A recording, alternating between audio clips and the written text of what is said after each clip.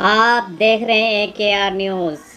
Report Rana خلیل احمد کے مطابق Al-Khidmat foundation سکرنٹ کی جانب سے کرونا وائرس لاک ڈاؤن سے متاثرہ دیہڑی دار مزدور اور چھوٹے کاروبار سے وابستہ افراد میں راشن کی تقسیم کا چوتھا مرحلہ شروع کر دیا گیا۔ اس مرحلے میں دوسرے مرحلے کے 2 سے مستحقین کے گھروں پر راشن پہنچانے کا عمل جاری ہے۔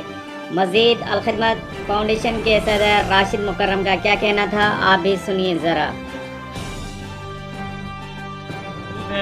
جو ہم نے مستحقین کے اندر تقسیم کرنے ہیں، جو لوگ پہلے فیز میں اور پھر دوسرے فیز میں جن لوگوں کو ہم نے سامان پہنچایا تھا، ان کو اب یہ فوری طور پر کیونکہ ضرورت پیش آئی ہے تو اس لیے سامان پہنچانے کا بندوبست کیا جا رہا ہے۔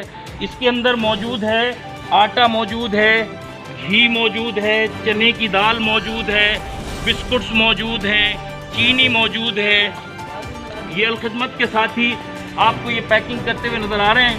دراصل یہ ان لوگوں کے لیے ہے کہ جو دوسرے فیز میں جن کو ہم نے راشن دیا تھا لیکن اب تک نہیں دے پائے، فوری طور پر تاکہ ان کا چولہا جلتا رہے۔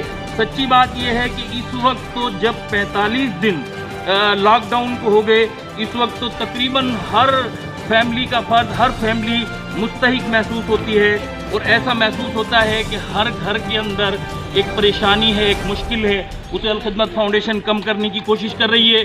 انشاءاللہ اگلے مرحلے میں آپ کے تعاون سے، اہل خیر کے تعاون سے مزید کوشش کریں گے تاکہ لوگ عید کی خوشیوں کو اگر بھرپور طریقے سے نہ صحیح